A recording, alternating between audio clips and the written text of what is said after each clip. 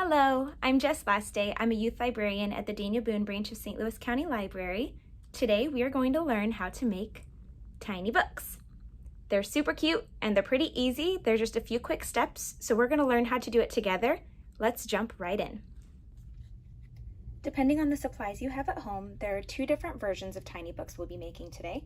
This version is slightly easier and requires fewer materials. This version is more advanced and is more intensive with the materials that are required. So we'll start with the materials needed for this tiny book. So first you'll need cardstock paper. I used colored cardstock for the cover and white for the pages. If you don't have cardstock, printer paper will work, but the pages will be slightly less sturdy.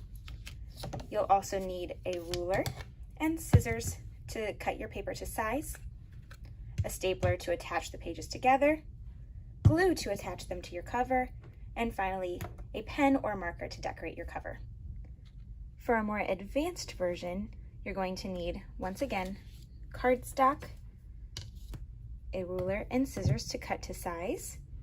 We'll use a darning needle or large sewing needle and thread to attach the pages. You'll need Mod Podge and a brush to apply for the cover, glue to attach the pages, and finally access to a printer so that you can print your cover of choice. Whether you're doing the easy or hard version of your tiny book, we're going to start with the same step of cutting your pages and your cover. You can see I've already cut mine. I'm just going to show you the measurements here. So for our cover, we'll want 3 inches by 2 inches, and for our pages, we'll want 2.5 inches by 1.5 inches. So that will be true for both the easy and the hard version. Once you've cut your paper to size, our next step is very easy for our easy version. You're just going to take your pages. You can have anywhere from 4 to 6. I have 5 pages here. We're going to fold them in half. Then we're going to take our stapler and we're going to staple right down the middle of our pages, like so. For our more advanced version, this step is a little bit tricky. We'll start with the same step of folding our paper in half. Then you're going to get your darning needle and thread. So as you can see, I've threaded my needle here, and our next step is going to be a little bit tricky. We're going to open up one of our pages and puncture, careful not to poke your own finger, puncture a small hole through the top of the page and another through the bottom of the page. We're going to do this for all of our pages. I recommend layering after you've poked one hole, layering it to make sure that it lines up properly, and we're going to do the same for the rest of our pages. Okay, so I've layered my pages. I'm going to just puncture my last hole. Layered my final book page through.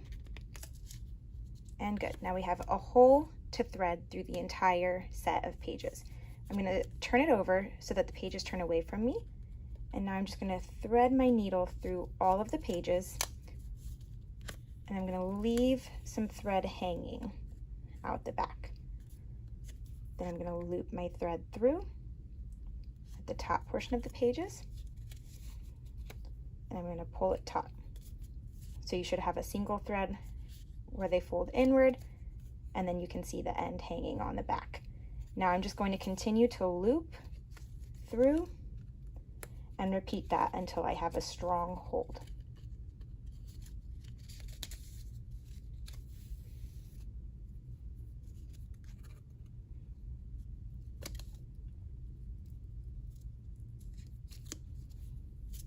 Okay, so I'm going to repeat this several more times.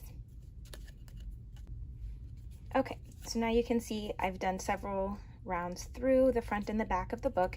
If you got frustrated at this portion, just a reminder, you can always go back and just use the staple method instead. I'm now going to remove my needle, and then I'll have these 2 strands on the back. We're just going to take each strand and tie them in a double knot, and then cut the excess. So we've got our knot, and then I'm just going to cut off the excess thread. And now our pages are bound together. Okay, so now that we have both versions of our pages done, depending on which version you're doing, the staple version or the sewn version, we're going to attach our pages to our covers. This next step is the same, so I'm just going to demonstrate on one of the books, but regardless of which version you're doing, you're going to do the same steps.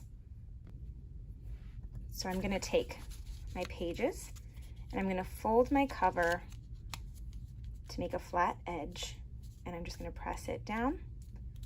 And now here we're gonna need to cut to be able to make our cover a shape that can wrap around our pages to attach them. So this part we wanna be careful not to cut the actual pages inside, but we are gonna tuck the pages in just so that we don't cut our cover too short. We're gonna take our scissors and we're gonna snip off a small piece from the corner of all 4 corners, including where that crease is. Again, we're being careful not to cut the pages themselves, just a small edge. So from here, if we were to open it up, our cover should look like this. So you can see I finished cutting my cover for both the easy version and the advanced version. The next step of attaching the cover to the pages is also the same for both of these versions, so I'm going to just demonstrate one version. We're going to lay down our cover, keep the pages insert where they should lay, and we're just going to open up one single page. Then you can see that there's a little bit of an overlay from where we've cut the cover. We're just going to take each of those edges and fold down to where they overlap the white pages. So we're going to do that all around the edge here. Now this may not line up perfectly, and that's okay. If you don't like how it looks as is, we can always, when we finish our book, come back and glue another page over, which I will demonstrate later to cover any imperfections. So I folded the one side, I'm just going to turn my pages over, and once again pull out a single page, lay it flat, and then we're going to once again just fold each of these edges over so that they overlap with our page. Get a nice clean crease there. So it should look like this. So now that we've finished our folding, our next step, and this is in both the easy version and the advanced version, is to grab our glue, and we're just going to fold over those edges with a little bit of glue so that they stay.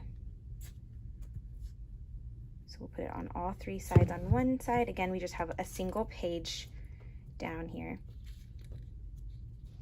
Press them over, and then you're just going to hold them for a bit until they dry. Again, if there's a little bit of glue hanging over, that's okay. We're going to take another page and hide those imperfections in just a minute. Okay, so I've done the first side. Now I'm just going to do the same thing on this other side. So I have a single page here. I'm going to add a little bit of glue and then fold over each of these edges and allow them to dry.